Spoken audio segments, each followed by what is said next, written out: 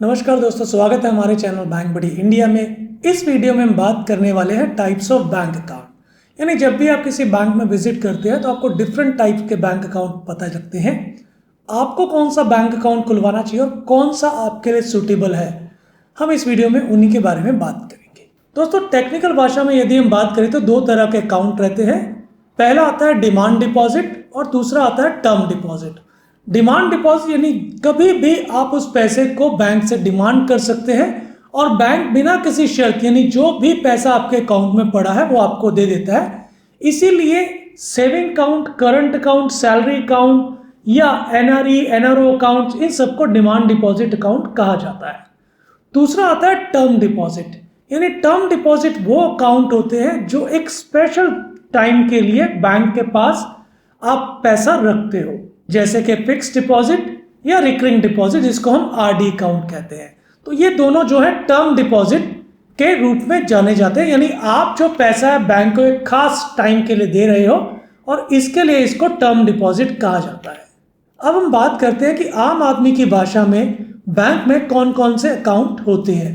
देखिए, बैंक में प्रमुखतः saving account, salary account, current account, fix deposit account जिसको आप एफडी अकाउंट कहते हो, इसके साथ साथ रिकरिंग डिपॉजिट अकाउंट जिसको आप आरडी अकाउंट कहते हो, और फिर आता है एनआरईज के लिए यानी नॉन रेजिडेंस इंडियन के लिए जो अकाउंट है उनमें प्रमुख है एनआरई अकाउंट यानी जिसे नॉन रेजिडेंस एक्सटर्नल अकाउंट कहा जाता है, NRO account, non residence ordinary account और एफसीएनआर अकाउंट यानी foreign currency non residence account.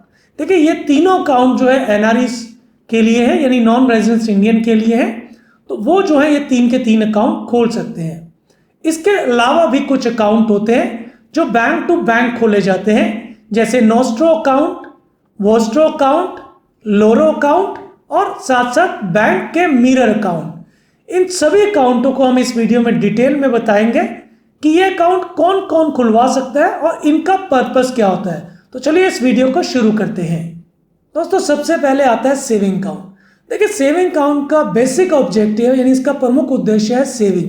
तो ये सेविंग के लिए डिजाइन किया गया है, यानी इस अकाउंट को खोलने पे आपको सेविंग पे इंटरेस्ट मिलता है। अब डिफरेंट बैंक जो है सेविंग अकाउंट पे डिफरेंट इंटरेस्ट देते हैं, यानी नेशनलाइज बैंक अलग इंटरेस्ट देते हैं, प्राइवेट सेक्टर बैंक बहुत अच्छा इंटरेस्ट देते हैं। तो ये डिपेंड करता है बैंक पे कि वो आपके सेविंग अकाउंट पे क्या इंटरेस्ट देना चाहता है। अब सेविंग अकाउंट का फर्दर जो बैंक ने क्लासिफिकेशन कर दी है, जैसे सेविंग अकाउंट को ही अलग अलग रूप दे दिया गया है। ये कुछ ऐसा ही है कि जैसे आप कार खरीदने जाओ तो कार के अलग अलग मॉडल है, जैसे यदि आप मारुति में जाओ तो स्विफ्ट अलग है, आर्टिका अलग है।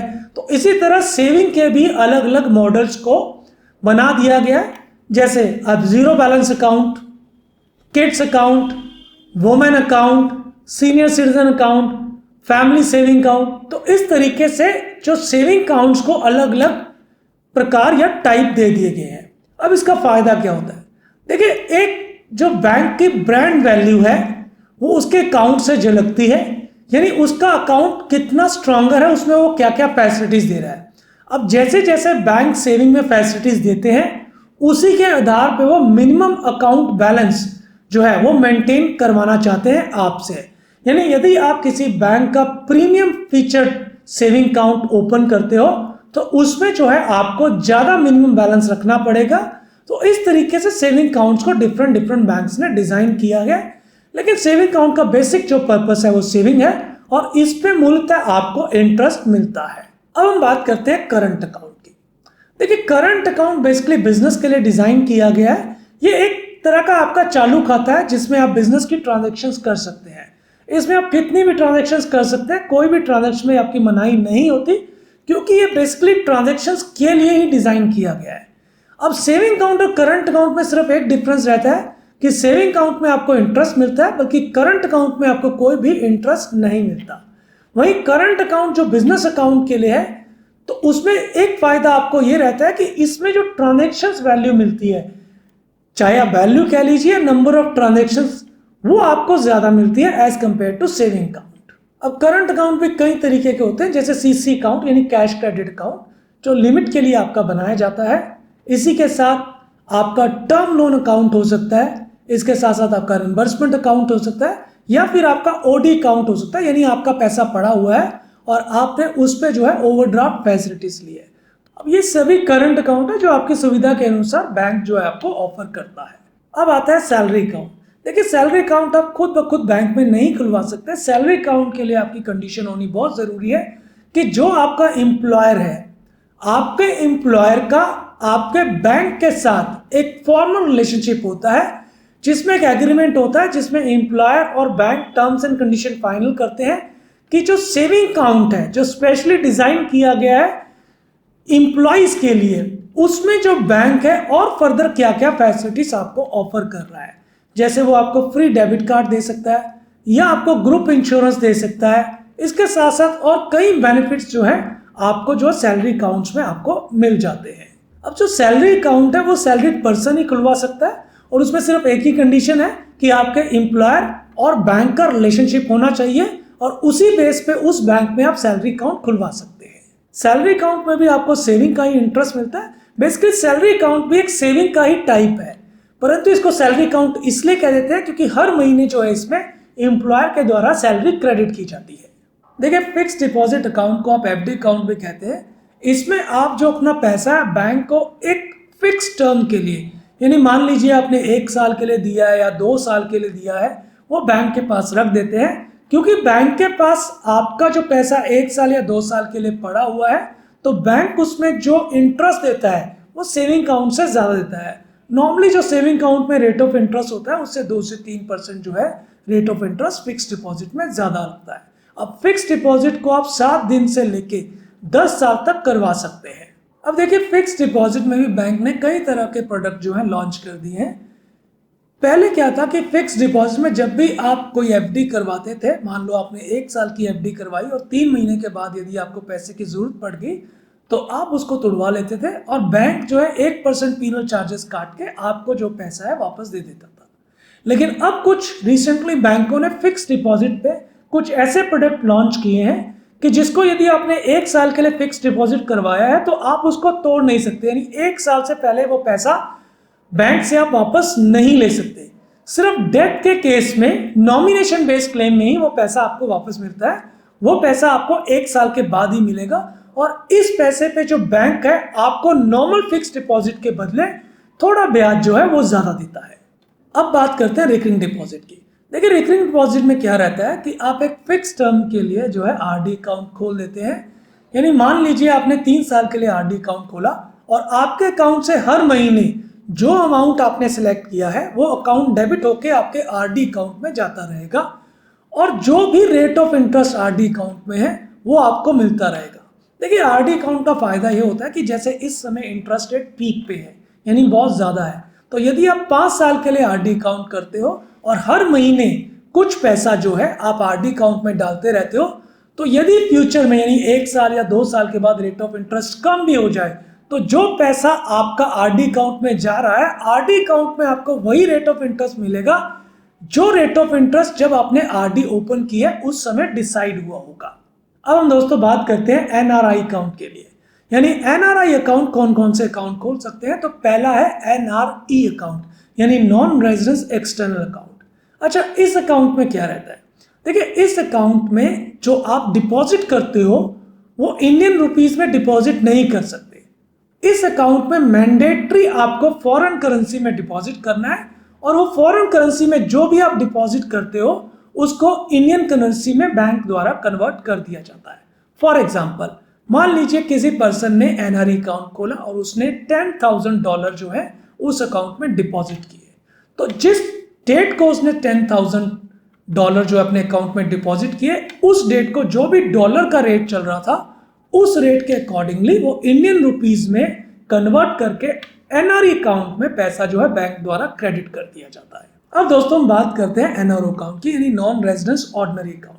देखिए एनआरआई को नॉन रेजिडेंस ऑर्डिनरी अकाउंट इसलिए दिया जाता है क्योंकि यदि वो हिंदुस्तान में है और उनकी कोई भी प्रॉपर्टी है, मान लीजिए एक एनआरआई था, उसने कोई दिल्ली में प्रॉपर्टी खरीदी और अब वो उसे बेचना चाहता है। देखिए जब भी वो प्रॉपर्टी को बेचेगा तो उसको जो पैसा है वो इंडियन रुपीज में मिलेगा। इस पैसे को वो एनआरई अकाउंट में यानी NRE non residence external account में डिपॉजिट नहीं कर सकता क्योंकि एनआरई अकाउंट में सिर्फ फॉरेन करेंसी डिपॉजिट होती है, तो फिर वो क्या करेगा? देखिए, इसके लिए उसको एक ऑर्डिनरी अकाउंट चाहिए होगा, तो इसीलिए जो है एनआरआई को non residence ordinary account offer किया जाता है, ताकि जो इनकम उसको इंडिया में हो रही है या जो भी उसकी सेल प्रोसीड है किसी भी अपनी प्रॉपर्टी की, वो एनआरओ अकाउंट में डिपॉजिट कर सके। अब हम बात करते हैं एफसीएनआर अकाउंट, यानी foreign currency non residence account. अच्छा, ये किस लिए जरूरी होता है? देखिए, कोई भी एनआरई, मान लीजिए कोई एनआरई है, वो 2 या 3 साल के लिए इंडिया में सेटल होना चाहता है और उसके पास कुछ जो फॉरेन करेंसी है, मान लीजिए $1,00,000 उसके पास फॉरेन करेंसी है। अब क्योंकि जो उसकी डॉलर की करेंसी है बहुत ज़्यादा स्ट्रांग मानी जाती है और डॉलर इंडियन रुपीज़ के मुकाबले बहुत ज़्यादा स्ट्रांग है, तो वो चाहता है कि उसका जो डॉलर है वो इंडियन रुपीज़ में कन्वर्ट ना हो। अब इसके लिए जो है एफसीएनआर डिपॉजिट काम आता है। अब वो जो पैसा उसका $1,00,000 है, वो एफसीएनआर में $1,00,000 ही रहेगा, वो इंडियन रुपीज़ में कन्वर्ट नहीं होगा। और जब भी उसको वो पैसा वापस लेके जाना है, तो वो एफसीएनआर अकाउंट से वो पैसा वापस लेके जा सकता है। दोस्तों, एफसीएनआर का मेन जो पर्पस रहता है वो ये रहता है कि आपकी जो फॉरेन करेंसी है, यानी जो भी एनआरआई यानी नॉन रेजिडेंस इंडियन ने फॉरेन कंट्री में अपना जो पैसा है या जो फॉरेन करेंसी कमाई है, वो फॉरेन करेंसी यदि वो कहीं फ्यूचर में यानी 3-4 साल के बाद यूज करना चाहता है, तो फिर वो एफसीएनआर अकाउंट में रख सकता है, उसको इंडियन रुपीज में कन्वर्ट करने की कोई जरूरत नहीं है। इसी के लिए एफसीएनआर अकाउंट जो है वो दिया जाता है। अब हम बात करते हैं नोस्ट्रो अकाउंट की। देखिए, नोस्ट्रो अकाउंट क्या होता है? देखिए, जब भी आपने 2 कंट्रीज के बीच कोई ट्रांजेक्शन्स करनी है, तो वो ट्रांजेक्शन किस तरीके होगी? यानी मान लीजिए अगर एसबीआई अमेरिका में सिटी बैंक को कोई पैसा भेजना चाहता है, तो वो पैसा कैसे भेजेगा? इसके लिए जो एसबीआई है वो सिटी बैंक में अपना अकाउंट खोलेगा, इसको नोस्ट्रो अकाउंट कहा जाता है। वहीं यदि अमेरिका में जो सिटी बैंक है उसने इंडिया में पैसा भेजना है, तो फिर वो एसबीआई के पास अपना अकाउंट खोलेगा, उस अकाउंट को वोस्ट्रो अकाउंट बोला जाता है। कहने का मतलब, जब भी कोई इंडियन बैंक फॉरेन कंट्री यानी किसी फॉरेन बैंक के साथ अपना अकाउंट खोलता है, तो उसको नोस्ट्रो अकाउंट कहा जाता है। वहीं यदि कोई फॉरेन बैंक इंडियन बैंक के साथ अपना अकाउंट खोलता है, तो उसको वोस्ट्रो अकाउंट कहा जाता है। देखिए, ये दोनों अकाउंट जो होते हैं फॉरेन करेंसी के लेन देन के लिए, यानी एक कंट्री से दूसरी कंट्री में अपने पैसा भेजना है, इसके लिए यूज होते हैं। अब एक और अकाउंट होता है जिसको लोरो अकाउंट कहा जाता है। देखिए, लोरो अकाउंट का मतलब है जब कोई डोमेस्टिक बैंक के पास ही अकाउंट खोलता है। अब मान लीजिए यदि एचडीएफसी बैंक एसबीआई के पास अपना अकाउंट खोलता है, तो इसको हम लोरो अकाउंट कहते हैं। अब दोस्तों, हम बात करते हैं मिरर अकाउंट की। देखिए, मिरर अकाउंट जो है कंप्लायंस के लिए खोले जाते हैं, क्योंकि देखिए, आपको जो भी बैलेंस शीट बनानी है इंडिया में, इनकम टैक्स की रिटर्न फाइल करनी है, वो इंडियन रुपीज में करनी है। तो जो भी अकाउंट आपके यूएस डॉलर में होते हैं या फॉरेन करेंसी में होते हैं, आप उसका एक मिरर अकाउंट बना के रखते हैं, ताकि उसकी जो ट्रांजेक्शन्स है उसको कन्वर्ट करके आप इंडियन रुपीज में दर्शा सके और अपनी जो बैलेंस शीट है, क्योंकि आपकी बैलेंस शीट इंडियन रुपीज में बनती है, इसलिए आप वो सारी की सारी जो ट्रांजेक्शन्स है वो डमी ट्रांजेक्शन जो है मिरर अकाउंट में करते हैं। अब दोस्तों, इसके साथ साथ एक और अकाउंट है जो बैंकिंग नॉर्मल इंडिविजुअल्स के लिए खोलता है, और वो है डीमेट अकाउंट। देखिए, डीमेट अकाउंट का सिंपल पर्पस ये है कि जो भी आप शेयर या इक्विटी परचेज करते हो, तो वो कहीं ना कहीं यानी उसकी सेल परचेज करते हो, तो उसका एज एन कस्टोडियन जो बैंक है काम करता है, और उसके लिए जो है वो अपने पास डीमेट अकाउंट खोलता है। इसके साथ साथ आता है ट्रेडिंग अकाउंट। देखिए, ट्रेडिंग अकाउंट, जब भी आपको शेयर मार्केट में कोई भी चीज़ ट्रेड करनी है, यानी आपने कोई भी शेयर को बाय करना है या सेल करना है, तो उसके लिए आपको एक ट्रेडिंग अकाउंट चाहिए होता है, जो आपका डीमेट अकाउंट के साथ लिंक होता है। बेसिकली आपके ट्रेडिंग अकाउंट के साथ आपका एक सेविंग अकाउंट लिंक होता है, जिससे आप पैसे जो है वो ट्रांसफर करते हैं, और आपका डीमेट अकाउंट, यदि जब भी आप कोई सिक्योरिटी खरीदोगे, तो वो सिक्योरिटी खरीद के डीमेट अकाउंट में चली जाएगी। तो जो ट्रेडिंग अकाउंट रहता है, नॉर्मली बैंक इसमें डील नहीं करता है। बैंक ने आगे अपनी जो सब्सिडी है वो बनाई हुई है। जैसे यदि मैं एग्जांपल लूँ एचडीएफसी बैंक का, तो एचडीएफसी बैंक में आप ट्रेडिंग अकाउंट जो है वो एचडीएफसी सिक्योरिटी में खोलते हो। इसके साथ साथ यदि मैं बात करूँ आईसीआईसी बैंक की, तो आईसीआईसी बैंक में भी आप जो है ट्रेडिंग अकाउंट आईसीआईसी सिक्योरिटी का खोल सकते हैं। तो दोस्तों, ये डिफरेंट टाइप ऑफ बैंक ये वीडियो आपको कैसा लगा? यदि वीडियो अच्छा लगा है तो प्लीज़ इस चैनल को सब्सक्राइब करें और इस वीडियो को ज़्यादा से ज़्यादा लोगों के साथ शेयर करें।